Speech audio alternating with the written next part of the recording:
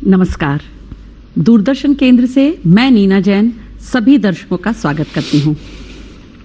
भारत देश की संस्कृति रही है कि यहाँ का हर नागरिक प्रातः उठकर यह प्रार्थना करता है कि सर्वे भवन्तु सुखिनः, सर्वे सन्तु निरामया, विश्व का हर प्राणी सुखी रहे, निरोगी रहे। आज संपूर्ण विश्व एक महामारी से जूझ रहा है। कोविड-19 जैसे छोटे से वायरस ने संपूर्ण मानव प्रजाति को हिलाकर रख दिया है। कोविड-19 यह वायरस, इससे हम अपरिचित थे अभी तक, अभी भी बहुत परिचय इससे हुआ नहीं है। इससे जो भी इन्फेक्ट हुआ है उसने तो कई स्वास्थ्य समस्याओं से रूबरू हुआ ही है, परंतु जो इन्फेक्ट नहीं हुए उन्हें भी कई आर्थिक, सामाजिक, पारिवारिक समस्याओं के कारण कई शारीरिक और मानसिक समस्याओं से रूबरू होना पड़ा। हम इस वायरस के साथ कैसे जीवन शैली अपनाएं कि इसके साथ हम आगामी, क्योंकि हमें कई वर्षों तक अब इसके साथ रहना है, तो हम इसके साथ अपनी सामान्य दिनचर्या को कैसे चला पाएं। इसके लिए आज हमारे साथ स्टूडियो में मौजूद हैं डॉक्टर विशाल जैन, जो कि इंदौर के प्रसिद्ध लेप्रोस्कोपिक सर्जन, पेट रोग विशेषज्ञ एवं एंजाइटी स्पेशलिस्ट हैं। हम डॉक्टर साहब से रूबरू होते हैं। नमस्कार डॉक्टर साहब। नमस्कार नीना जी। दूरदर्शन केंद्र में आपका स्वागत है। थैंक यू वेरी मच, और सभी दर्शकों को मेरा नमस्कार।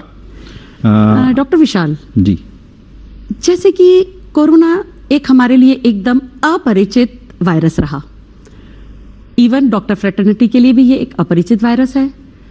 तो कोरोना का स्वास्थ्य में श्वसन तंत्र के अलावा भी और क्या प्रभाव पड़ता है, हम जानना चाहेंगे। नीना जी, बहुत ही अच्छा प्रश्न आपने लिया है कि एक नई चीज आई सामने, सभी के लिए एक सरप्राइज था, सडन लॉकडाउन्स, और इतना विश्व में पूरा फैल गया। Nobody expected what has happened. Respiratory systems के बारे में सभी को मालूम है कि ये मेनली हमारे रेस्पिरेटरी सिस्टम को, श्वसन तंत्र को अटैक करता है, लेकिन इसके अलावा भी कई ऐसी समस्याएं जुड़ी रही है जिसकी तरफ शायद वो इसका इनडायरेक्ट इफेक्ट्स हम लोग बोल सकते हैं। जैसे कई लोगों को एंग्जाइटी का प्रॉब्लम हो गया, स्ट्रेस, डिप्रेशन, चिड़चिड़ापन, इनफैक्ट एसिडिटी, गैस, मोटापा, और भी ऐसी अन्य कई समस्या हैं जो इसके कारण सामने आई है। तो ये इसके इनडायरेक्ट इफेक्ट्स बोल सकते हैं हम लोग। जैसा आपने शुरुआत में बताया कि कई आर्थिक, सामाजिक और भी कई परेशानियां हुई है। कई लोगों की जॉब्स चली गई, कई लोगों के अनफॉर्चुनेटली अपने परिजनों को खो दिया, और इन सब कारणों से कहीं ना कहीं ये जो डिप्रेशन, एंग्जाइटी और स्ट्रेस काफ़ी बढ़ गया है। तो ये काफ़ी इनडायरेक्ट इफेक्ट इसके सामने हमें आए हैं। जी, जैसे कि इस वायरस ने संपूर्ण विश्व की गति को ब्रेक दे दिया, विराम दे दिया। हर कोई पहिया रुक गया चलते चलते। इसके कारण काफ़ी युवाओं को, काम करने वाले हर व्यक्ति को वर्क फ्रॉम होम करना पड़ा, घर से काम। इसका आप क्या समझते हैं, क्या दुष्परिणाम इसके हमें सामने आए होंगे? देखिए, एक तो ये सडन लॉकडाउन हुआ, 2 महीने तक सभी हम लोग कैद रहे अपने घरों में या बंद रहे। अब ये कैद रहे बोलना शायद उचित नहीं होगा, क्योंकि हम विश्व की सबसे अच्छी जगह अपने घरों में थे जी। कई आईटी कंपनीज थी और कई कंपनियों ने अपने वर्क फ्रॉम होम शुरू किया, और शुरुआत में सबको बहुत एक्साइटेड रहे, अच्छा रहा कि हम अपने घर से काम कर रहे हैं, और we are feeling so good about it कि भाई अच्छी बात है, हमें ऑफिस नहीं जाना है, हमें कोई ट्रैवल नहीं करना है, हमें कोई डिस्ट्रैक्शंस नहीं हो रहा है, हमें पोल्यूशन से बच रहे हैं, ये चीज़ें रही। लेकिन धीरे धीरे हर चीज़ की एक लिमिट होती है। तो अल्टीमेटली लोगों को पूरे समय घर में रहना, तो पूरे समय अपने घर में, एक तो हमारे वर्किंग स्पेस नहीं थी, तो आज हमने अपने घरों में ही कहीं अपना ऑफिस बनाया है, तो एक हमारी वो जगह कॉम्प्रोमाइज हुई है, क्योंकि हर घर में मुझे नहीं लगता कि वो व्यवस्था रही होगी। तो धीरे धीरे उसके कारण ये तो कुछ सामाजिक परेशानी थी, कुछ हेल्थ रिलेटेड प्रॉब्लम्स भी सामने आने लगी कि आप पूरे समय अपने घरों में हैं, आप कहीं बाहर नहीं जा रहे हैं, तो आपका सनलाइट एक्सपोजर कम हो रहा है। सनलाइट एक्सपोजर कम होने से आपको विटामिन डी की प्रॉब्लम्स हो रही है, आपका मूवमेंट कम हो गया, तो कई लोगों का वेट गेन होने लग गया। कई लोग एंग्जाइटी, डिप्रेशन, चिड़चिड़ेपन के शिकार हुए, क्योंकि आप एक ही कन्फाइंड प्लेसेस में हैं जी। हमें कितनी बार जब ऑफिस जाते हैं या जब हम अपने काम पे जाते हैं, तो कुछ एक हमें ब्लेसिंग्स रहती, शायद उसका उस समय हमें अंदाजा नहीं होता है जी, कि हम जाते हैं, हम 4 लोगों से इंटरेक्शन करते हैं, तो एक we get a little stress buster तो हम रिलैक्स होते हैं। राइट। तो ये शायद वर्क फ्रॉम होम करने से ये सारी प्रॉब्लम्स आने लगी है। कई लोगों को अपने बोन प्रॉब्लम्स आने लगी, जॉइंट प्रॉब्लम्स आने लगी, मस्कुलर स्केलेटल प्रॉब्लम्स आने लगी। तो आई थिंक ये एक एस्पेक्ट था जिसकी तरफ लोगों का नहीं गया। एक मैगजीन ने सर्वे किया था, ऐसा बताया कि 88% लोग वर्क फ्रॉम होम करना चाहते हैं। ये अगस्त का फिगर है। अब मुझे लगता है कि शायद अभी सर्वे करें तो शायद ये फिगर कम आ जाए, क्योंकि हर चीज का लिमिट है। तो उससे भी कई परेशानियां रही थी वर्क फ्रॉम होम से। जी। अब जैसे इस वायरस के लिए हमें सबसे ज्यादा ये बताया गया कि जिसकी इम्यूनिटी सबसे ज्यादा होगी वो उतना बचा रहेगा, और उस चक्कर में इम्यूनिटी बूस्टअप करने के लिए कई सारे सप्लीमेंट्स हम लेने लगे। उसका क्या प्रभाव रहा? देखिए, जैसे ही ये वायरस आया तो एक तो इसका कोई फिक्स ट्रीटमेंट अवेलेबल नहीं था जिसको हम कह सके कि ये श्योर शॉट ट्रीटमेंट है। तो जिसको अलग अलग पैथी से हम लोगों के यहाँ तो कुछ विटामिन्स लेना शुरू किए हैं, कई लोगों ने काढ़े लेना शुरू किए हैं, कई हल्दी का दूध, हमारे जो घरेलू मेडिसिन होती है। तो ये काफ़ी अच्छी मेडिसिन है और सालों से हम लोग ले रहे हैं और they are very effective and good. पर हर चीज़ के एक एक्सपर्ट्स होते हैं जी।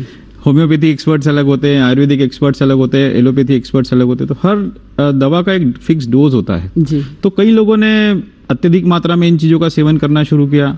जैसे काढ़ा की बात करते हैं कि काढ़ा हमारा बहुत ही स्वास्थ्यवर्धक होता है और हमारा सरकार भी उसको प्रमोट कर रही है। लेकिन कई लोगों ने आजकल इंटरनेट की और गूगल की मदद से अपने मन से ही वो सब लेना शुरू किया, और इसके अत्यधिक सेवन से उसके साइड इफेक्ट्स भी सामने आए। कई लोगों को पेट में अल्सर्स हो गए, छाले हो गए हैं, इनफैक्ट विटामिन सप्लीमेंट्स ज़्यादा लेने के कारण भी प्रॉब्लम्स हुई है।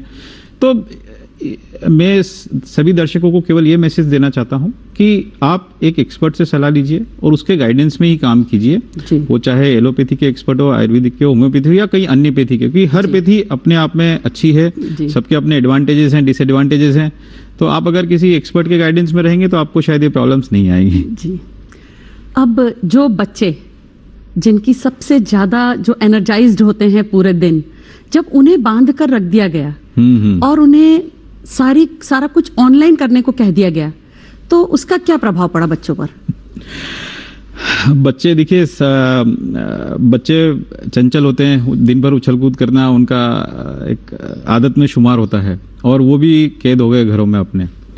और जो बच्चे दिन भर खेल कूद करते रहते हैं, स्कूल में जाते हैं, उनका स्पोर्ट्स पीरियड होता है और बच्चों से दौड़ भाग करते रहते हैं, तो इससे उनका एक फिजिकल एक्टिविटी रहता है, एक फिजिकल फिटनेस बना रहता है। तो वो कहीं ना कहीं मिसिंग होने के कारण बच्चों में भी काफ़ी प्रॉब्लम्स आई। वो उनको ऐसा लगा कि वो एक जगह अटक गए हैं, फंस गए हैं। और जैसा आपने बताया कि उनकी ऑनलाइन क्लासेस का अभी तक हम लोग कहते थे कि बच्चों की आंखों में प्रभाव पड़ता है, आंखें खराब होती है, और अब हम सारी चीज़ें ऑनलाइन ही कर रहे हैं और हम खुद ही उन्हें एक तरीके से फोर्स कर रहे हैं कि अब आप 5-5, 6-6 घंटे ऑनलाइन क्लासेस कीजिए।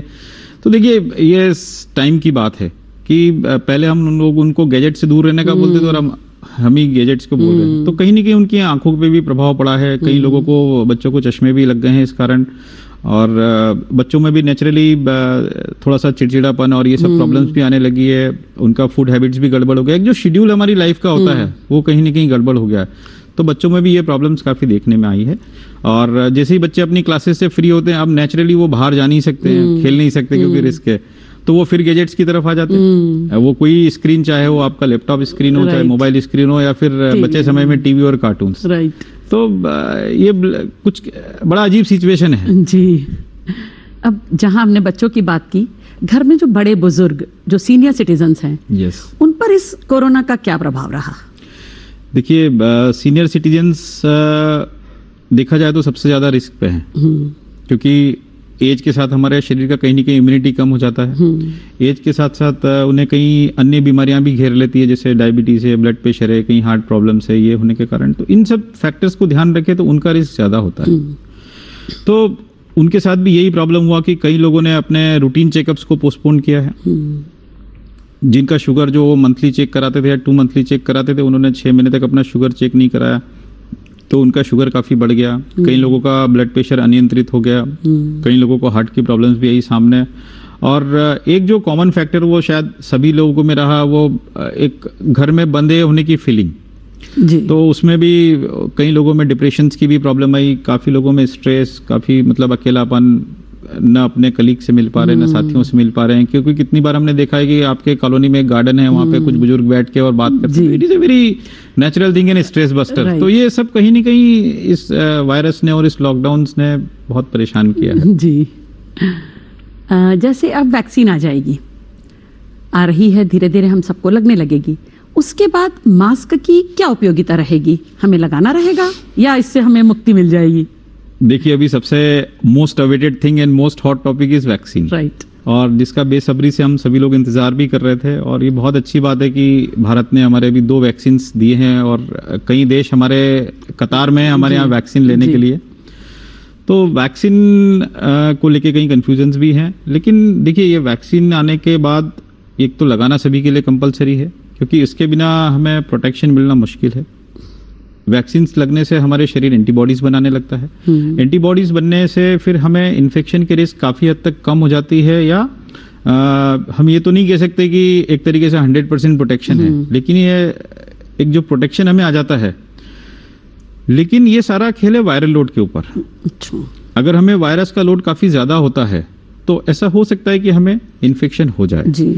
तो मास्क का आपने जो क्वेश्चन पूछा है कि मास्क पहनना तो कंपलसरी है। अच्छा। क्योंकि जब तक कि हम पूरी तरीके से सुरक्षित नहीं हो जाते, या हमारी सरकार की तरफ से दिशा निर्देश नहीं आ जाते कि भाई आप बिल्कुल सेफ है, यू आर फ्री, जब तक हमें मास्क कंपलसरी पहनना है, क्योंकि मास्क वायरल लोड को काफी कम कर देता है। जी। तो अगर आपके पास कम वायरल लोड रहेगा और साथ ही साथ आपके पास एंटीबॉडीज हैं, तो आपके बीमार होने के चांसेस नहीं के बराबर होंगे, या बहुत माइनर सिम्टम्स हो सकते हैं। तो प्लीज़ दर्शकों को मैं ये बोलना चाहता हूँ कि जैसी गाइडलाइंस है आप उसका जरूर से पालन कीजिए। और अभी मास्क पहनने की गाइडलाइंस है, तो हमें मास्क से भी दूर नहीं होना है। जी। और जैसा कि जो सोशल डिस्टेंसिंग, मास्क और सैनिटाइजेशन जो SMS है हमारा, तो मुझे लगता है कि शायद ये पूरे वर्ष तो हमें कम से कम फॉलो करना पड़ेगा, कि जब तक पूरी इतनी बड़ी पॉपुलेशन वैक्सीनेट नहीं हो पाती, तो दैट इज मस्ट।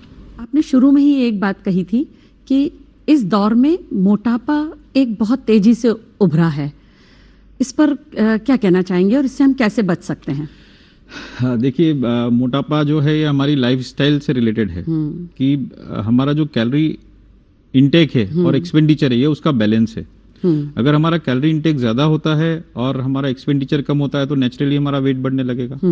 और जैसे कि हम लोग काफ़ी लोग वर्क फ्रॉम होम कर रहे थे, कई लोगों का बाहर वॉक बंद हो गया है या जिम जाना बंद हो गया है, और जो भी सारी फिजिकल एक्टिविटीज़ थी वो आपकी दिन भर की भागदौड़ भी काफ़ी हद तक कम हो गई है।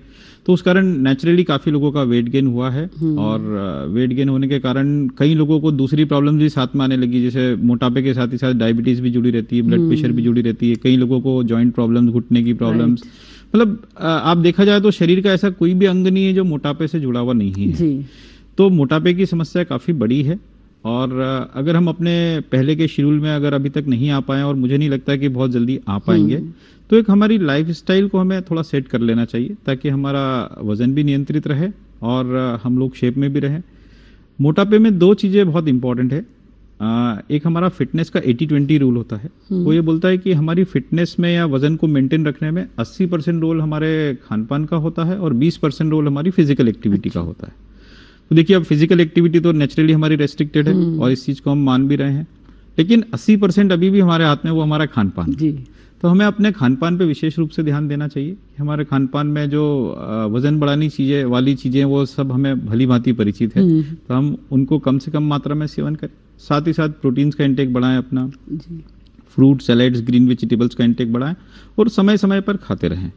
तो हम इस बैलेंस को बना के रखेंगे, और आपके घर में एक फिजिकल एक्टिविटी आप जरूर कीजिए जी, तो आपका वजन भी नियंत्रित रहेगा। क्योंकि अगर बहुत ज्यादा वजन होता है तो फिर आपको बेरेट्रिक सर्जरी या फिर गैस्ट्रिक बलून जैसे कोई प्रोसीजर की तरफ जाना पड़ सकता है।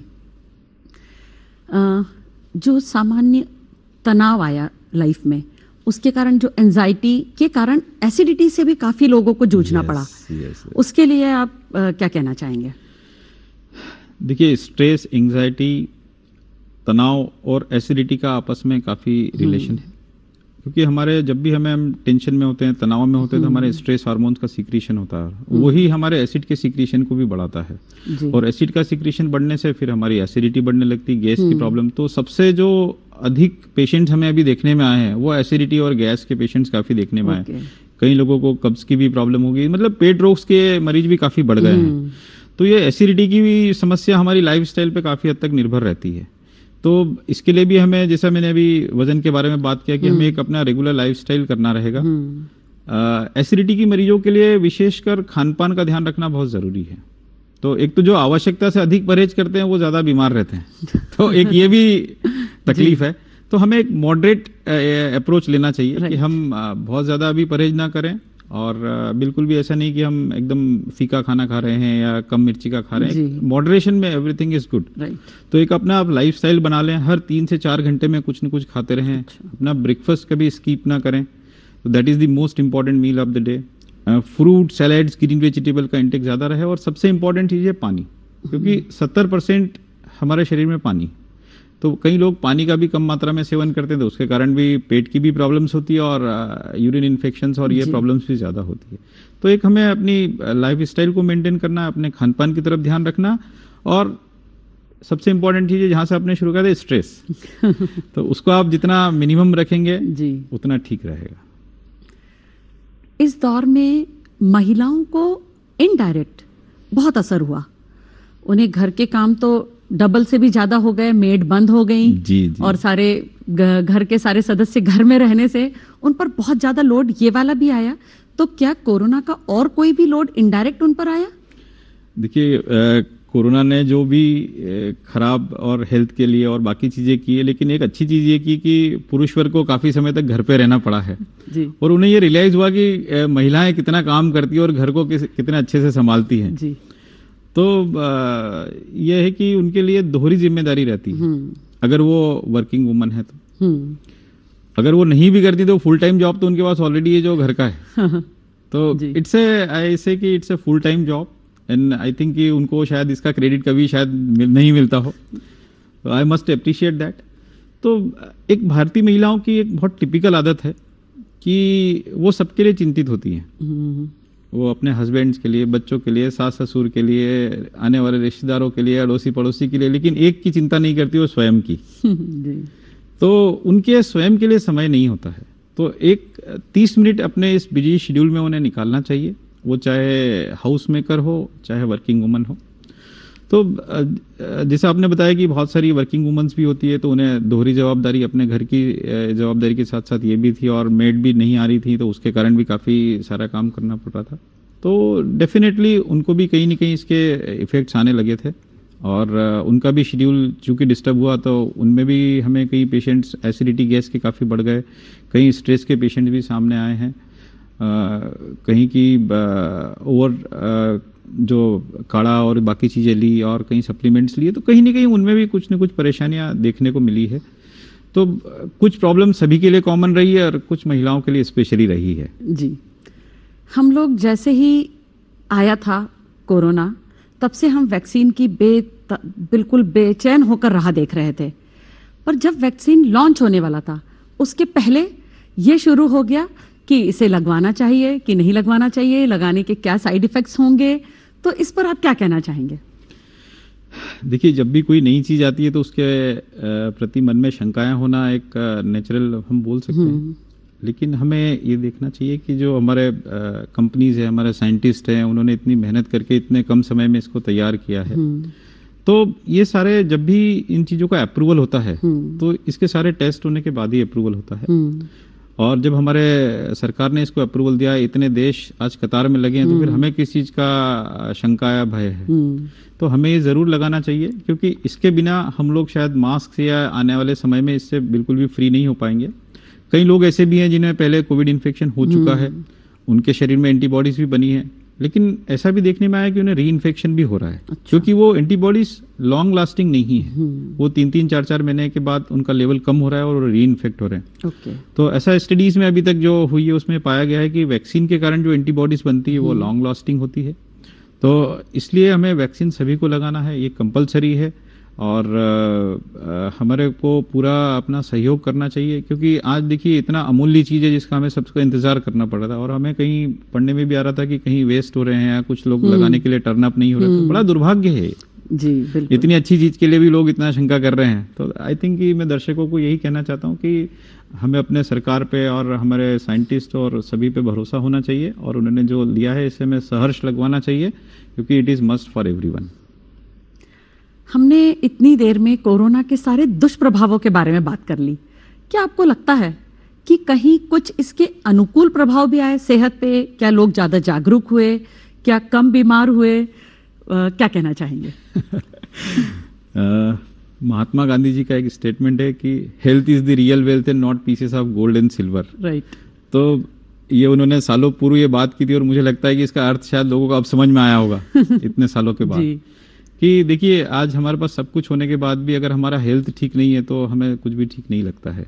और आज से 1920 में एक फ्लू आया था, जब भी उसके कारण भी लॉकडाउन्स लगे थे, वही सब प्रॉब्लम्स हुई थी। लेकिन आज उस समय को और आज हम कंपेयर करते होते देखते हैं कि आज हमारे पास इंटरनेट है, आज हमारे पास टीवी है, आज हमारे पास मोबाइल है, आज हमारे पास घर है, आज हमें खाने को है, आज हमारे पास सब कुछ है।